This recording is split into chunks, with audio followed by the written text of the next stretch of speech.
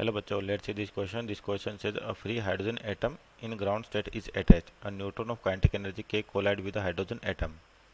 After collision, hydrogen atom emits two photons in succession, one which has energy 2.55 electron volt. Assume that hydrogen atom and neutron has same mass. तो आपको चार option दे रखे, minimum value of के is 25.5 electron volt, 12.75 electron volt, 10 other photon has energy 10.2 electron volt, upper energy level is of excitation energy 12.75 electron volt. तो यहाँ पर आपके पास basically जो ये क्वेश्चन है एटॉमिक स्ट्रक्चर पे डिपेंडेंट है आपके पास, और की कॉन्सेप्ट लिख सकते हैं इसका एटॉमिक कोलिजन। एटॉमिक कोलिजन तो यहाँ पे देखिए आपको जो हाइड्रोजन एटम है ग्राउंड स्टेट पर, और एक न्यूट्रॉन आ रहा है आपके पास जिसकी काइनेटिक एनर्जी गिवन है, और वो क्या कर रहा है ग्राउंड के हाइड्रोजन एटम के साथ कोलाइड कर रहा है। तो एटॉमिक कोलिजन ये आपका मेन की कॉन्सेप्ट होगा। तो सबसे पहले देखिए यहाँ पर समझे इसको क्या है कि जैसे आपका हाइड्रोजन एटम ग्राउंड लेवल पे इस तरीके से, और ये एनर्जी लेवल्स हो गया आपके पास डिफरेंट। तो n=1 ये होता है आपके पास ग्राउंड स्टेट। तो आपका जो हाइड्रोजन एटम है वो कहाँ पर है, ग्राउंड स्टेट पे ही है। तो एक न्यूट्रॉन आ रहा है उसके साथ कोलाइड कर रहा है, और न्यूट्रॉन का मास भी कितना दे रखा है, m दे रखा है, और इसका मास भी कितना m। तो कोलिजन के कारण क्या होगा कि ये जो न्यूट्रॉन है आपका ये क्या कर कुछ एनर्जी लॉस करेगा, और जो हाइड्रोजन एटम का इलेक्ट्रॉन है उस एनर्जी को गेन करेगा अगर उस एनर्जी की वैल्यू किन्हीं दो एनर्जी लेवल के डिफरेंस के बराबर आती है। तो हाइड्रोजन एटम का इलेक्ट्रॉन उस एनर्जी को लेगा और एक्साइट कर देगा। हो भी सकता है वो एक्साइट करे या ना भी करे, लेकिन अगर मान लीजिए एक्साइट करता है तो मिनिमम एनर्जी क्या होनी चाहिए कि अगर मान लीजिए 1 से 2 पर ट्रांजिट होता है तो जो एनर्जी डिफरेंस 1 से 2 के बीच में होगा उतनी एनर्जी आपका इलेक्ट्रॉन के पास होनी चाहिए ताकि वो एक्साइट कर सके। तो यहाँ पर देखिए कंडीशन निकाले कि जो पहले तो मोमेंटम कंजर्वेशन की बात करें, इनिशियली हाइड्रोजन एटम किस पर है, रेस्ट पर। तो इनिशियल मोमेंटम होगा केवल न्यूट्रॉन का, और मान लेते इसकी वेलोसिटी कितनी v है। तो इनिशियल मोमेंटम होगा mv equal to final momentum. तो आपके पास दोनों का मास सेम है m और m, और मैक्सिमम जो पॉसिबल लॉस हो सकता है एनर्जी का वो होता है इन इलास्टिक कोलिजन में। और इन इलास्टिक कोलिजन का मतलब क्या है कि कोलिजन के बाद दोनों की वेलोसिटी क्या हो जाएगी, सेम हो जाएगी। तो इसको बोल देते हैं वी डैश। तो यहाँ पे कोलिजन के बाद जो वेलोसिटी आ गई वो कितनी आ गई, v/2। और इनिशियल काइनेटिक एनर्जी निकाले अपन तो हाफ mv², और जो फाइनल काइनेटिक एनर्जी हो जाएगी आपके पास हाफ m और m यानी कि 2m, और v² v डैश का स्क्वायर यानी कि v²/4। तो यानी कि एनर्जी हो गया आपके पास half mv²/2, means initial kinetic energy की हाफ वैल्यू। तो मैक्सिमम पॉसिबल जो एनर्जी का लॉस हो सकता है कि वो इनिशियल काइनेटिक एनर्जी का क्या रहा है, 1/2 आ रहा है। इसका मतलब यहाँ पर जब कोलिजन होगा तो एनर्जी जो ट्रांसफ़र होगी कितनी होगी, k/2 के बराबर। अगर इसको यहाँ से यहाँ ट्रांजिट करना है किसी भी एक एनर्जी लेवल से दो एनर्जी लेवल पर, तो जो काइनेटिक एनर्जी है किसकी, इलेक्ट्रॉन की, वो क्या होनी चाहिए, इन दोनों एनर्जी गैप के बराबर होनी चाहिए आपके पास। तो ये मैक्सिमम पॉसिबल लॉस हो सकता है। और अगर एक्साइटेशन होना है इसको, यानी कि यहाँ पर आपके पास इलेक्ट्रॉन एक्साइट होगा, तो ये जो वैल्यू है k/2 should be greater than और इक्वल टू क्या आनी चाहिए, एक्साइटेशन एनर्जी यानी कि दो एनर्जी लेवल के बीच का डिफरेंस।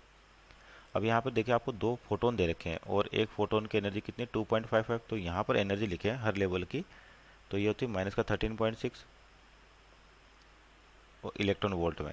अगर किसकी बात करें हाइड्रोजन एटम के लिए एन की, तो आपके पास जो एनर्जी होती है लिखी जाती है बेसिकली -13.6 z²/n²। तो z की वैल्यू तो होगी आपके पास 1, और n एनर्जी लेवल तो पहले के लिए तो 13.6 होती है।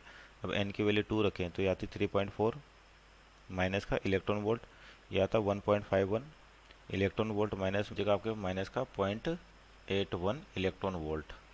तो यानी कि एनर्जी लेवल n=4 आपके पास, और एक कौन सा n=3 आपके पास। अब देखिए आपको एनर्जी दे रखी है कि 2.55 इलेक्ट्रॉन वोल्ट का डिफरेंस है। तो ये जो 2.55 आता है आपके पास कहाँ से आएगा, अगर इस वाली एनर्जी लेवल यानी कि n=4 का n=4 से ट्रांजिशन देखें n=2 के लिए, तो जो एनर्जी गैप होगा डेल्टा ई कितना हो जाएगा, माइनस का 0.81, और माइनस माइनस प्लस हो जाएगा 3.4। तो ये आता है 2.55 इलेक्ट्रॉन वोल्ट। इसका मतलब जो आपका ट्रांजिशन हो रहा है वो n=4 से 2 का हो रहा है पहले फोटोन के लिए। इसका मतलब आपको ट्रांजिशन पता चल गया कि एक्साइटेड स्टेट सबसे अपर एक्साइटेड स्टेट कितनी है, 4 है, और ये कितनी हो जाएगी आपके पास एनर्जी कितनी है 0.81, और ये जो डिफरेंस आ रहा है 2.55। तो अगला जो फोटोन मिलेगा अपने को 2 से 1 का मिलेगा।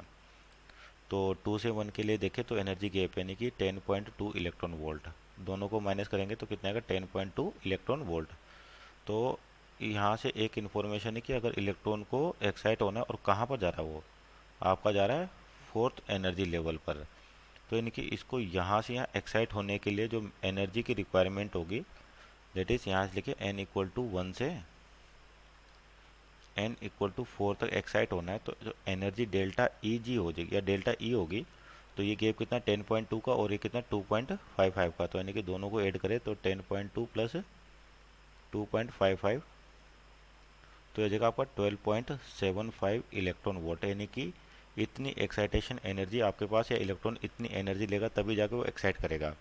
और अपन जानते हैं जो एक्साइटेशन एनर्जी वो कितनी k/2, क्योंकि मैक्सिमम पॉसिबल यही लॉस है आपके पास, तो यहाँ से क्या कंडीशन लिख सकते हैं कि जो आपका k/2 है शुड बी ग्रेटर देन और इक्वल टू 12.75 इलेक्ट्रॉन वोल्ट। कितनी आ रही थी आपके 12.75, और इसको मल्टीप्लाई करें किससे 2 से, तो k की value greater than equal to आ जाएगी आपके पास, ये हो जाएगा 2 टाइम्स, यानी कि 0, 5, 5 और 2, यानी कि 25.50 इलेक्ट्रॉन वोल्ट, यानी कि इतनी एनर्जी आपके पास होनी चाहिए ताकि वो एक्साइट करे, इससे ज़्यादा होनी चाहिए। तो यानी कि जो पहला ऑप्शन है मिनिमम वैल्यू ऑफ के is 25.55 electron volt, means option number ए आपका सही है। दूसरा कि मिनिमम वैल्यू ऑफ के इज़ 12.75, तो ये तो आपका पॉसिबल ही नहीं है, क्योंकि अगर इतनी एनर्जी होगी तो आपका इलेक्ट्रॉन ट्रांजिट नहीं करेगा। तीसरा देख other photon has energy 10.2 electron volt, यानी कि सही है, जो आपका डिफरेंस है यही फोटोन मिलेगा आपको।